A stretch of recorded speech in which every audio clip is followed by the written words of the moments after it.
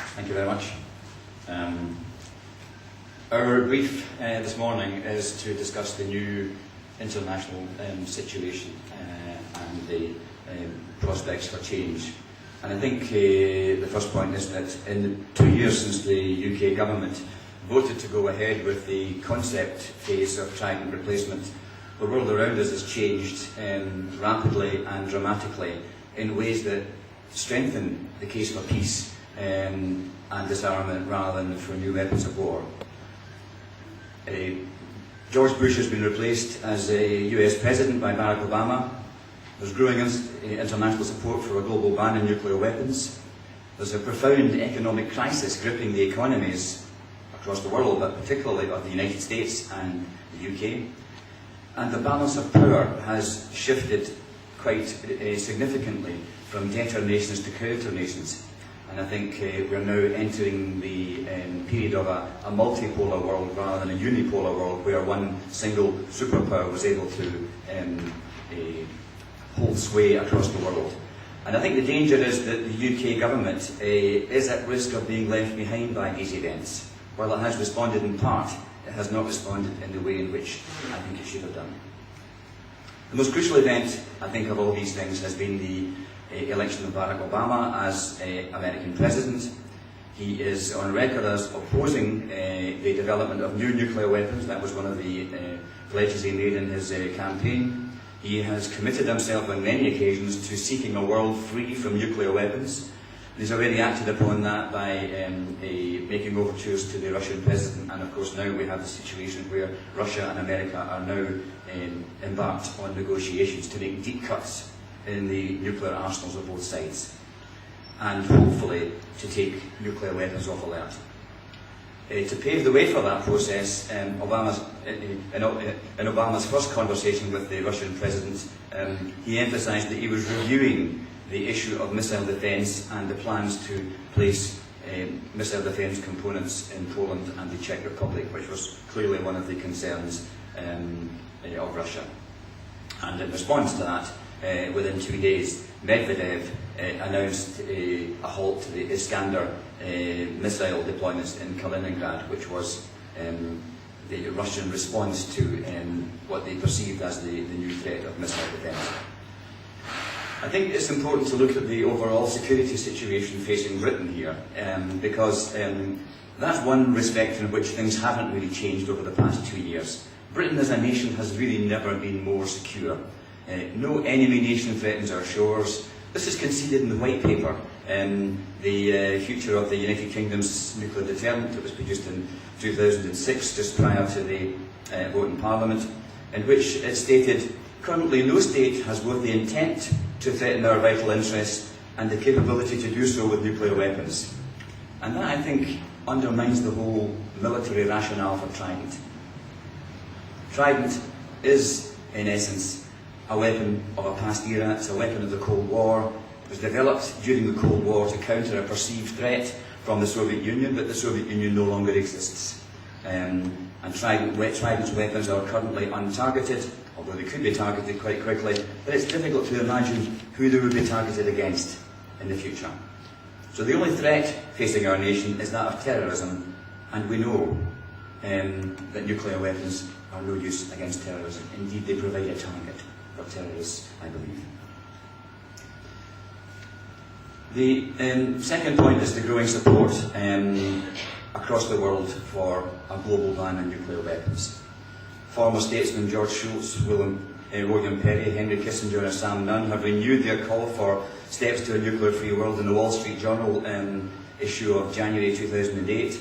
In October 2008, UN Secretary General Ban Ki-moon launched his 5 steps to a nuclear-free world and has called for governments to negotiate a comprehensive nuclear weapons convention. The following month, a resolution at the United Nations was passed by 127 votes in favour, including some nuclear weapon states such as China, India and Pakistan, and also perhaps wannabe nuclear weapon states like Iran, who supported it, calling for negotiations to be started for a nuclear weapons convention as soon as possible. New opinion polls have shown overwhelming public support for such an international treaty, including 77% in the United States and 81% in favour of in Britain. And in December of last year, Global Zero was launched in Paris with the support of 129 political, military, business, faith and civic leaders from around the world to build public awareness and political support for nuclear disarmament. And in Britain, I think there's good evidence that opposition to Trident replacement has been growing, sometimes from quite surprising sources. The former head of the Armed Forces, Field Marshal Lord Bramall, and two senior generals, one of whom I'm glad to say is with us today, argued that Trident was completely useless against modern threats and acted as a drain on spending which diverts money away from conventional weapons.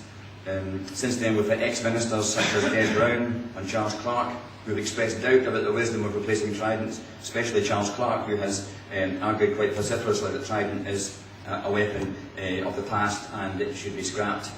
We've had General Jack Sheehan, an American general, who had said that the British government was on the point of giving up Trident.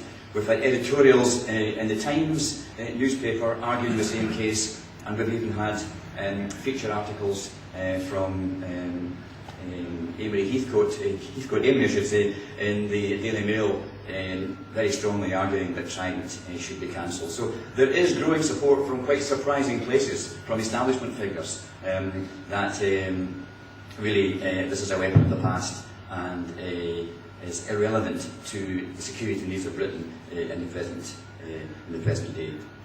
None of this new thinking, unfortunately, is reflected in British government statements.